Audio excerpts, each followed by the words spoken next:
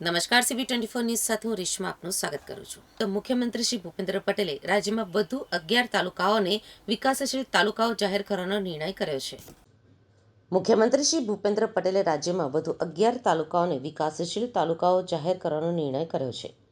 રાજ્યના બધા જ તાલુકાઓનો સમ્યક અને સમતોલ વિકાસ થાય તેવા વિકાસલક્ષી અભિગમ સાથે સરકાર દ્વારા નિર્ણય લેવાયો છે. રાજ્યના બધા જ તાલુકાઓનો સમ્યક અને સમતોલ વિકાસ થાય તેવા વિકાસલક્ષી અભિગમ સાથે આ વિકાસશીલ તાલુકાઓ પણ લાંબા અને ટૂંકા ગાળાના વિકાસ આયોજનથી ઝડપભેર સર્વાંગી વિકાસ સાધી શકે છે. તે માટે માનવ વિકાસ સૂચકાંકના 44 સામાજિક અને આર્થિક નિર્દેશાંકોના આધારે વિકાસશીલ તાલુકાઓ જાહેર કરવાની પરંપરા છે.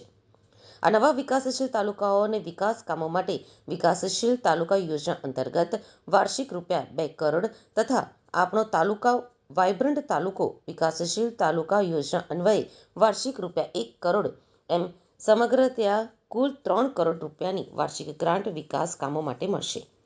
મુખ્યમંત્રીશ્રીએ પ્રગતિ અને વિકાસની સતત હરણફાળ ભરી રહેલા ગુજરાતમાં જરૂરિયાત અનુસાર તાલુકા વિભાજન તરીકે નવા 17 તાલુકાની રચના કરી છે.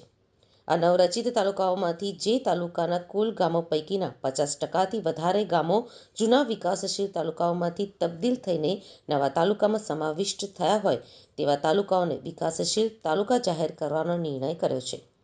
જે નવા 11 તાલુકાઓને વિકાસશીલ તાલુકા જાહેર કરવામાં આવ્યા છે.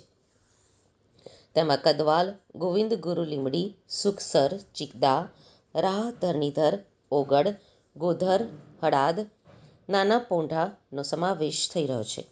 મુખ્યમંત્રી શ્રી ભૂપેન્દ્ર પટેલના આ પ્રજાભિમુખ નિર્ણયને પરિણામે રાજ્યની સર્વગ્રાહી વિકાસ યાત્રામાં આ નવા 11 વિકાસશીલ તાલુકાઓ પણ પોતાનું વધુ ઉત્કૃષ્ટ યોગદાન આપી શકશે.